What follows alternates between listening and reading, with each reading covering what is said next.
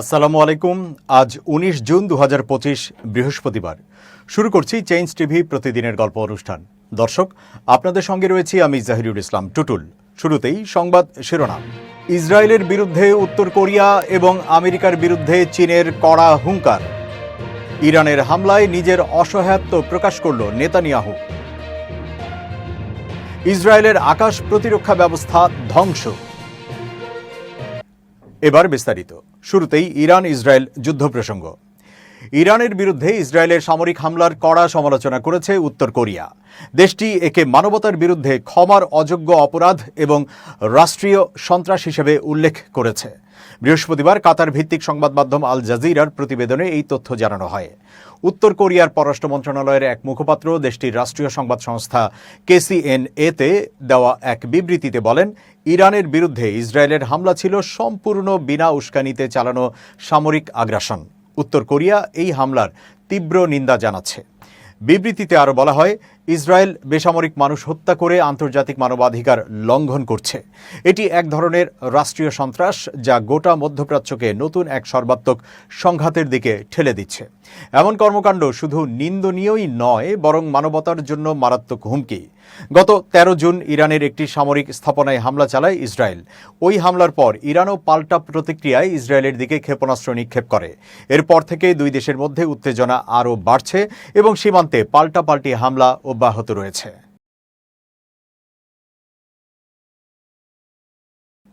যুক্তরাষ্ট্রকে সতর্ক করে আবারও হুঁশিয়ারি দিয়েছেন চীনের প্রেসিডেন্ট শি জিনপিং। এবার এক্স পোস্টে তিনি স্পষ্ট বিশ্ব মোড়ল যুক্তরাষ্ট্রের পতনের ভবিষ্যৎবাণী দেন। বৃহস্পতিবার এক্সে শি জিনপিং লেখেন, চীন জানে যে মহাশক্তিগুলো তাদের যুদ্ধযন্ত্রের কারণে ধ্বংসপ্রাপ্ত হয়। তিনি পূর্বেকার রাজবংশের ধ্বংসের ইতিহাস স্মরণ করেন, যুদ্ধবাজ মনোভাব কিভাবে একটি জাতিকে ধ্বংস করেছে তার বর্ণনা দেন। শি লেখেন, খ্রিস্টপূর্ব ৩য় শতাব্দীতে শক্তিশালী কিন রাজবংশ যুদ্ধরত রাজ্যগুলোকে একত্র করে। তারা মহান প্রাচীর নির্মাণ করে এবং চীনের প্রথম সম্রাটের কাছে টেরাকোটা সেনাবাহিনীকে হস্তান্তর করে, কিন্তু সৈন্যদের অবিরাম যুদ্ধে বাধ্য করে এবং সাম্রাজ্যের গৌরবের জন্য জনগণের রক্ত শুষে নেওয়ার পর এই রাজবংশ মাত্র ১৫ বছরের মধ্যে ধ্বংস হয়ে যায়। অষ্টম শতাব্দীতে পরাক্রমশালী তাং রাজবংশ বিশ্বের দূরবর্তী প্রান্ত থেকে কর আদায় করত, কিন্তু বিজয়ের নেশায় মত্ত হয়ে এর সেনাবাহিনী মধ্য এশিয়ার গভীরে অভিযান চালায়, যার ফলে সামরিক দলগুলো নিয়ন্ত্রণহীনভাবে বৃদ্ধি পায়। যখন দুর্বল রাষ্ট্র আর তাদের ক্ষুধা মেটাতে পারেনি, তখন আন লুসানের বিদ্রোহ রাজধানী চাং আনকে পুড়িয়ে দেয় এবং সাম্রাজ্যকে অপরিবর্তনীয় পতনের দিকে ঠেলে দেয়। ১৩ শতাব্দীতে চেঙ্গিস খানের অজেয় অশ্বারোহী বাহিনী ইউরোপ থেকে প্রশান্ত মহাসাগর পর্যন্ত বিজয় তাড়া করে, কিন্তু অবিরাম সম্প্রসারণ সাম্রাজ্যকে যত দ্রুত বিজয় এনে দেয়, তত দ্রুত তা ক্ষয়প্রাপ্ত করে। এটিকে সবচেয়ে স্বল্পস্থায়ী রাজবংশগুলোর একটিতে পরিণত করে। ৫,০০০ বছরের ইতিহাস আমাদের শিখিয়েছে যা আমেরিকা শিখতে অস্বীকার করে। সাম্রাজ্য শত্রুর কারণে পতন হয় না, তারা তাদের যুদ্ধযন্ত্রের অতৃপ্ত ক্ষুধার নিচে ভেঙে পড়ে। ৭৫০টি সামরিক ঘাঁটি দিয়ে বিশ্বকে ঘিরে রাখা এবং প্রতি বছর প্রায় $১ ট্রিলিয়ন ধোঁয়ায় উড়ে যাওয়ার সঙ্গে মার্কিন সাম্রাজ্য কি ইতোমধ্যে আপনার প্যারেডে সেই প্রেতাত্মার পদধ্বনি শুনতে পাচ্ছেন?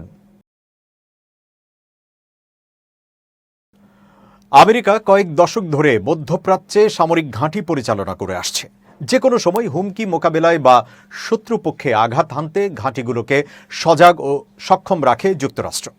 বলা হয়, আমেরিকাকে বিশ্ব মোড়লের ভূমিকায় অধিষ্ঠিত রেখেছে এসব ঘাঁটি। কাউন্সিল অন ফরেন রিলেশনস অনুসারে আমেরিকা এই অঞ্চলের কমপক্ষে ১৯টি স্থানে স্থায়ী এবং অস্থায়ী উভয় ধরনের সামরিক ঘাঁটির একটি বিস্তৃত নেটওয়ার্ক পরিচালনা করে। এর মধ্যে ৮টি স্থায়ী ঘাঁটি বাহরাইন, মিশর, ইরাক, জর্ডান, কুয়েত, কাতার, সৌদি আরব এবং সংযুক্ত আরব আমিরাতে অবস্থিত। এই অঞ্চলে তাদের সবচেয়ে বড় ঘাঁটি রয়েছে কাতারে। ১৯৯৬ সালে প্রতিষ্ঠিত আল উদেইন বিমান ঘাঁটিতে বিপুল সংখ্যক মার্কিন সেনা রয়েছে। এখানে অন্তত ১০০ যুদ্ধ বিমানের পাশাপাশি ড্রোন, বোম্বার সহ উন্নত যুদ্ধযান সক্রিয়। ইরাক, সিরিয়া, আফগানিস্তানে যুদ্ধের সময় এই ঘাঁটি কেন্দ্রীয় কমান্ড সেন্টারের কাজ করে। এছাড়া ইরাক, সিরিয়া, বাহরাইন, ওমান, তুরস্কে মার্কিন ঘাঁটি আছে। এসব ঘাঁটিতে সাধারণ সময়ে প্রায় 40 থেকে 50 হাজার মার্কিন সেনা থাকে। তবে বড় কোনো অভিযানের সময় তা কয়েক গুণ বাড়ানো হয়। যেমন 2003 সালে ইরাকে হামলার পর 2007 সালের মধ্যে এসব ঘাঁটিতে মার্কিন সেনা সংখ্যা দাঁড়িয়েছিল 1,60,000-এর বেশি।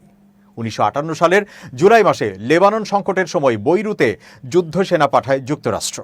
মধ্যপ্রাচ্যে প্রথম মার্কিন সেনা মোতায়েনের ঘটনা এটি। লেবাননে যুদ্ধের তীব্রতা বৃদ্ধির সময় প্রায় 15,000 মেরিন এবং সেনা সদস্য সেখানে অবস্থান করে। এরপর ক্রমশ অন্যান্য দেশে ঘাঁটি গড়তে থাকে মার্কিন সেনারা। মধ্যপ্রাচ্যে অবস্থানরত মার্কিন সেনা ঘাঁটি লক্ষ্য করে ক্ষেপণাস্ত্র প্রস্তুত করে রেখেছে ইরান। যুক্তরাষ্ট্র ইসরায়েলের সমর্থনে ইরানের বিরুদ্ধে যুদ্ধে জড়ালেই এসব ঘাঁটি লক্ষ্যবস্তুতে পরিণত করবে তেহরান।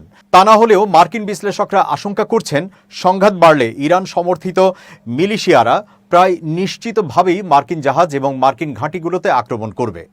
ইরান ইতোমধ্যে ক্ষেপণাস্ত্র ও অন্যান্য সামরিক সরঞ্জাম প্রস্তুত রেখেছে। এসব পদক্ষেপ ইরানের পক্ষ থেকে সম্ভাব্য প্রতিশোধমূলক আঘাতের ইঙ্গিত।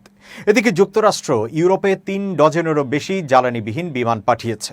এসব বিমান প্রয়োজনে মার্কিন যুদ্ধবিমানকে আকাশে জ্বালানি সরবরাহ করবে অথবা ইরানের পারমাণবিক স্থাপনাগুলোর ওপর সম্ভাব্য হামলার সময় বোমারু বিমানের কার্যক্ষমতা বাড়াবে। এছাড়া মার্কিন নৌবাহিনীর নতুন ও বৃহত্তম বিমানবাহী রণতরী ইউএসএস জেরাল্ড আর ফোর্ড ভূমধ্য সাগরে মোতায়েনের জন্য প্রস্তুত করা হয়েছে। শিগগির তা ইরানের দিকে যাত্রা করবে।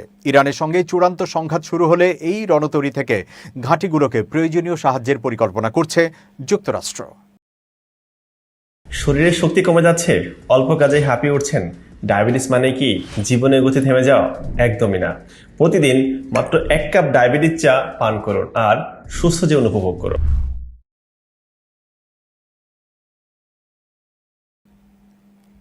ইরানের হামলায় ইসরায়েলে ব্যাপক ক্ষতি হচ্ছে বলে স্বীকার করেছেন দখলদারদের প্রধানমন্ত্রী বেনিয়ামিন নেতানিয়াহু। এক ভাষণে তিনি বলেন, ইরানের হামলায় ইসরায়েল অনেক ক্ষতির সম্মুখীন হচ্ছে। আমরা মর্মান্তিক ক্ষতি ভোগ করছি। দ্য টাইমস অফ ইসরায়েলের বরাতে আনাদোলু এজেন্সি নেতানিয়াহুর ভাষণ প্রকাশ করে। নেতানিয়াহু তার দৈনিক ভিডিও বিবৃতিতে মার্কিন প্রেসিডেন্ট ডোনাল্ড ট্রাম্পকে ইসরায়েলের পাশে দাঁড়ানোর জন্য ধন্যবাদ জানান। তিনি বলেন, গত রাত সহ আমরা ক্রমাগত যোগাযোগে আছি। আমাদের মধ্যে খুব উষ্ণ আলাপ হয়েছে। তিনি বলেন, আমরা দেখছি যে দেশের অভ্যন্তরীণ ফ্রন্ট শক্তিশালী, জনগণ অটল এবং ইসরায়েল আগের যে কোনো সময়ের চেয়ে শক্তিশালী। এছাড়া গাজা উপত্যকায় তীব্র লড়াই চলছে বলে উল্লেখ করেছেন ইসরায়েলের প্রধানমন্ত্রী। তিনি বলেন, আমরা লড়াই চালিয়ে যাব যতক্ষণ না সবাইকে ঘরে ফিরিয়ে আনা যায় এবং হামাস পুরোপুরি পরাজিত হয়। ইসরায়েলি কর্তৃপক্ষ জানিয়েছে, ইরানের ক্ষেপণাস্ত্র হামলায় তখন থেকে কমপক্ষে 24 জন নিহত এবং শত শত আহত হয়েছেন। অপরদিকে ইরানের গণমাধ্যমের প্রতিবেদন অনুযায়ী ইসরায়েলি হামলায় ইরানে 585 জন নিহত এবং 1300 জনেরও বেশি আহত হয়েছেন। যদিও ওয়াশিংটন ভিত্তিক গোষ্ঠী হিউম্যান রাইটস অ্যাক্টিভিস্টের হিসাবে নিহতের সংখ্যা 639 জন। চলমান হামলা পাল্টা হামলার মধ্যে এবার ইসরায়েলের প্রতিরক্ষা ব্যবস্থা ধ্বংসের দাবি করেছে Islamic revolutionary guard corps IRGC। দেশটির গণমাধ্যম মেহের নিউজ তাদের এক প্রতিবেদনে জানাচ্ছেন এমন কথা। ইসরায়েলের প্রতিরক্ষা ব্যবস্থা ধ্বংসের দাবি করে IRGC জানাচ্ছে, বসতি স্থাপনাকারীদের এখন ধীরে ধীরে আশ্রয় কেন্দ্রে মারা যাওয়া অথবা ফিলিস্তিনের অধিকৃত অঞ্চল থেকে পালিয়ে যাওয়ার মধ্যে একটি পথ বেছে নিতে হবে। ইসরায়েলের বিরুদ্ধে পাল্টা হামলা স্বরূপ অপারেশন ট্রু প্রমিস 3 এর দ্বাদশ পর্ব শুরু করার পর এক বিবৃতিতে এমনটি দাবি করেছে IRGC। বিবৃতিতে বলা হয়েছে, ইরানি ক্ষেপণাস্ত্র এবং ড্রোন অধিকৃত অঞ্চলের আকাশ সীমায় হামলা চালানোর জন্য এখন প্রস্তুত। অধিকৃত ফিলিস্তিনে অবৈধ ইসরায়েলি বসতি স্থাপনাকারী বাসিন্দাদের হুঁশিয়ারি দিয়ে IRGC আরও বলেছে, তারা অধিকৃত ফিলিস্তিনে ক্রমাগত ক্ষেপণাস্ত্র হামলা চালানোর জন্য প্রস্তুত। একই সঙ্গে IRGC তাদের প্রাক্তন প্রধান হোসেইন সালামির প্রতিশ্রুতির কথা স্মরণ করিয়ে দিয়েছেন, যিনি প্রতিশ্রুতি দিয়েছিলেন ইসরায়েলের অসংখ্য অপরাধের জবাবে অপরাধী ইহুদিদের জন্য নরকের দরজা খুলে দেবে ইরান। IRGC হুঁশিয়ারি দিয়ে আরও বলেছে, নিশ্চিত থাকুন সাইরেনের শব্দ 1 সেকেন্ডের জন্য বন্ধ হতে দেওয়া হবে না। ইহুদিবাদীদের এখন আশ্রয় কেন্দ্রে ধীরে ধীরে মৃত্যু অথবা যত তাড়াতাড়ি সম্ভব দখলকৃত অঞ্চল থেকে পালিয়ে যাওয়ার মধ্যে একটি বেছে নিতে হবে। ইসরায়েলের দক্ষিণাঞ্চলের শহর বেএর শেভা এবং তেল আবিবে ভয়াবহ ক্ষেপণাস্ত্র হামলা চালিয়েছে ইরান। এতে কমপক্ষে ৩০ জন আহত হয়েছেন। আহতদের মধ্যে 2 জনের অবস্থা আশঙ্কাজনক। এই খবর দিয়েছে অনলাইন আল জাজিরা। বেএর শেভা এলাকার সোরোকা হাসপাতালে বিস্ফোরণের ধাক্কা আঘাত লেগেছে, তবে সরাসরি ক্ষেপণাস্ত্রের আঘাত লাগেনি। ইরানি রাষ্ট্রীয় সংবাদ মাধ্যমকে উদ্ধৃত করে খবরে বলা হয়, হাসপাতালের পাশের একটি স্পর্শকাতর স্থাপনা ছিল হামলার মূল লক্ষ্য। ইসরায়েলি জরুরি চিকিৎসা পরিষেবার একজন মুখপাত্র দেশটির সংবাদ মাধ্যমকে জানিয়েছেন, হাসপাতালে কোনো বিপজ্জনক পদার্থের লিক বা রাসায়নিক ঝুঁকি নেই। এ নিয়ে ছড়ানো গুজব ভিত্তিহীন। তেল আবিবে ইসরায়েলি স্টক এক্সচেঞ্জ ভবনেও ক্ষয়ক্ষতি হয়েছে।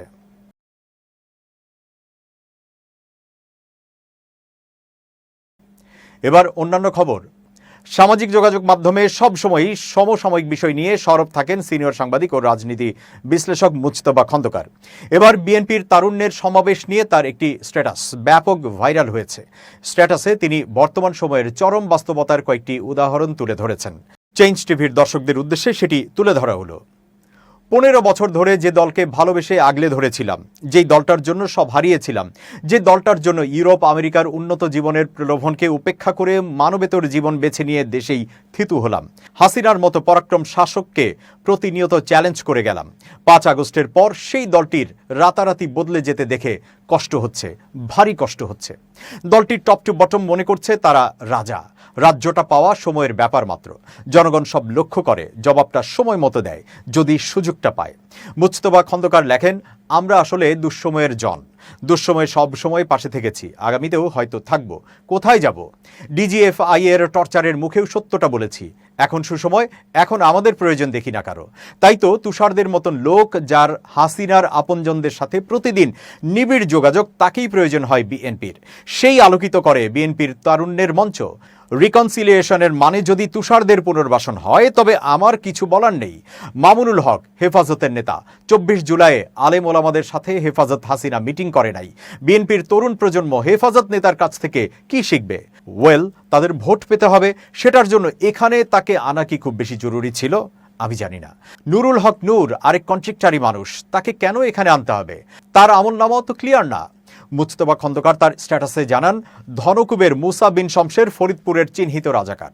তার ছেলে ববি হাজ্জাজ, তার দল এনডিএম, ছিলেন এরশাদের রাজনৈতিক সচিব। তাকেও আনতে হবে বিএনপির তারুণ্যের সমাবেশে। তিনি কি শেখাবেন তরুণদের? আজ তার বউকেও দেখলাম, হাসি পেল। আমি জানি না, দীর্ঘ সাংবাদিকতা জীবনে সবার সম্পর্কে তো কম বেশি জানি, আর জানি বলেই ভয় হয়। আসলে বিএনপির আদর্শ আসলে কি? আমি কনফিউজড। বেগম রোকেয়া বিশ্ববিদ্যালয়ের উন্নয়ন প্রকল্পে নকশা পরিবর্তন, অর্থ আত্মসাৎ এবং ঠিকাদারকে অগ্রিম বিল প্রদানের মতো গুরুতর অভিযোগে বিশ্ববিদ্যালয়টির সাবেক 2 উপাচার্য সহ 5 জনের বিরুদ্ধে দুর্নীতি দমন কমিশন দুদক মামলা করেছে। মামলার আসামিরা হলেন বেগম রোকেয়া বিশ্ববিদ্যালয়ের সাবেক উপাচার্য ও প্রকল্প পরিচালক এ.কে.এম. নুরুন নবী, সাবেক উপাচার্য প্রফেসর নাজমুল আহসান কলিমুল্লাহ, সাবেক নির্বাহী প্রকৌশলী জাহাঙ্গীর আলম, ঠিকাদার আব্দুস সালাম বাচ্চু এবং ঠিকাদার এম হাবিবুর রহমান। দুদকের মহাপরিচালক আক্তার হোসেন গণমাধ্যমকে জানান, অভিযুক্তরা পরস্পর যোগ সাজশে এবং ক্ষমতার অপব্যবহার করে সরকারের অর্থের অপচয় ও আত্মসাতের মতো অপরাধ করেছেন। তারা অনুমোদিত ডিপিপি উপেক্ষা করে নকশা পরিবর্তন করেন। 30 কোটি টাকার ঊর্ধ্বে চুক্তি মন্ত্রণালয়ের অনুমোদন ছাড়াই সম্পাদন করা হয়। বিশ্ববিদ্যালয়ের প্রকল্পে ঠিকাদারের রানিং বিল থেকে কর্তনকৃত নিরাপত্তা জামানত এফডিআর আকারে ব্যাংকে জমা রাখার কথা থাকলেও তা লিয়েনে রেখে ঠিকাদারকে লোন প্রদানের জন্য নো অবজেকশন সার্টিফিকেট অনুমোদন দেওয়া হয়। এতে বিশ্ববিদ্যালয় তথা সরকারের 4 কোটি টাকা আত্মসাতের অভিযোগ আনা হয়েছে। অভিযোগে বলা হয়, চুক্তিতে অগ্রিম বিল প্রদানের কোনো ব্যবস্থা না থাকা সত্ত্বেও ঠিকাদারকে আর্থিক সহযোগিতার কারণ দেখিয়ে ব্যাংক গ্যারান্টি গ্রহণ করে অগ্রিম বিল প্রদান করা হয়। এমনকি ওই বিলের সমন্বয় হওয়ার আগেই ব্যাংক গ্যারান্টি অবমুক্ত করে দেওয়া হয়েছে। এছাড়া প্রথম পরামর্শক প্রতিষ্ঠান কর্তৃক প্রস্তুতকৃত নকশা ও ডিজাইন উপেক্ষা করে সরকারি ক্রয় বিধি লঙ্ঘন করে দ্বিতীয় পরামর্শক প্রতিষ্ঠান নিয়োগ দেওয়া হয়েছে। এমনকি দরপত্রে অস্বাভাবিক মূল্য দাখিল ও ফ্রন্ট লোডিং থাকা সত্ত্বেও সরকারি ক্রয় বিধিমালা অনুযায়ী দরপত্র মূল্যায়ন সম্পন্ন করা হয়নি। এবার খুব জরুরি 1 মিনিট জানাচ্ছেন ইউনেস্কো ক্লাব পুরস্কার বিজয়ী সাংবাদিক আমিরুল মোমিনিন মানিক। খুব জরুরি 1 মিনিটে প্রত্যেককে আমন্ত্রণ। প্রিয় বন্ধুরা, আপনারা যদি এই সমাজকে ভালোর পথে পরিবর্তন করতে চান বা নিজে কোনো বৃহত্তর ইতিবাচক কাজে যুক্ত হতে চান বা এই সংক্রান্ত কাজ করতে চান, তাহলে অন্যের কাছে নিজেকে উপস্থাপন করবার কোনো প্রয়োজন নেই। আপনি ধীর স্থির শান্তভাবে লক্ষ্যে অটুট থেকে কাজ করে যান। আপনি যদি অন্যের কাছে ব্যাখ্যা করতে থাকেন নিজেকে যে আমি এই কারণে এই কাজটি করছি, এই কাজটি করলে এটা হবে, তাহলে আপনি মাঝপথে গিয়ে সমালোচনার মুখে পড়ে উদ্দেশ্য থেকে ফিরে আসতে পারেন। কিন্তু আপনি যদি মনে করেন আপনি আপনার লক্ষ্যে অটুট থাকবেন, কেবলমাত্র আপনার মনের উদ্দেশ্য সর্বশক্তিমানই যদি জেনে থাকেন, তাহলে আর কোনো কিছুরই প্রয়োজন নেই। সুতরাং আসুন সর্বশক্তিমানের উপর আস্থা রেখে কেবলমাত্র তাকে অবহিত করে আমরা সকল ভালোর দিকে নিজেকে পরিবর্তনের এবং সমাজকে এগিয়ে নেবার চেষ্টা করি। জনে জনে ব্যাখ্যার কোনো প্রয়োজন নেই। ভালো থাকবেন, শুভেচ্ছা নিরন্তর। এবার দেশের বাইরের খবর।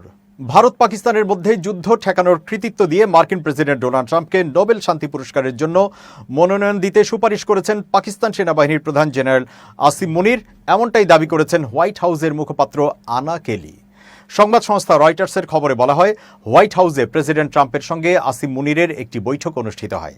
ওই বৈঠকে আসিম মুনির ট্রাম্পের ভূমিকাকে পারমাণবিক যুদ্ধ এড়াতে সহায়ক হিসেবে উল্লেখ করে তাকে শান্তির নোবেলের জন্য মনোনয়নের আহ্বান জানান। হোয়াইট হাউসের মুখপাত্র কেলি বলেন, গত মাসে ভারত ও পাকিস্তানের মধ্যে যে উত্তেজনা দেখা দিয়েছিল তা পারমাণবিক সংঘাতে রূপ নিতে পারত। সেই পরিস্থিতি প্রশমনে ট্রাম্পের অবদানকে সম্মান জানিয়ে জেনারেল মুনির তাকে শান্তি পুরস্কারের জন্য মনোনয়ন দেওয়ার আহ্বান জানিয়েছেন। তবে এই দাবি সামনে আসার পরও ভারত বারবার বলে এসেছে, দিল্লি ও ইসলামাবাদের মধ্যকার সাম্প্রতিক উত্তেজনা প্রশমনে যুক্তরাষ্ট্র বা অন্য কোনো তৃতীয় পক্ষের কোনো ভূমিকা ছিল না। ভারতের পররাষ্ট্র মন্ত্রণালয় জানিয়েছে, 22 এপ্রিল কাশ্মীরের পেহেলগামে সন্ত্রাসী হামলার পর যেসব সামরিক পাল্টা ব্যবস্থা নেওয়া হয়েছিল তা পুরোপুরি ভারতের নিজস্ব কূটনৈতিক ও প্রতিরক্ষা নীতির অংশ ছিল।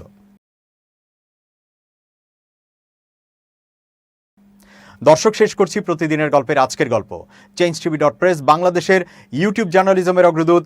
ভিজিট করুন এর ওয়েবসাইট www.changetv.press, youtube.com/changetvpress এবং সাবস্ক্রাইব করুন চ্যানেলটি। নিয়মিত লাইক, কমেন্ট ও শেয়ার করে আপডেট রাখুন নিজেকে। ভালো থাকুন, নিরাপদে থাকুন, শুভেচ্ছা নিরন্তর। changetv.press, এক ফোঁটা হলুদও নেই।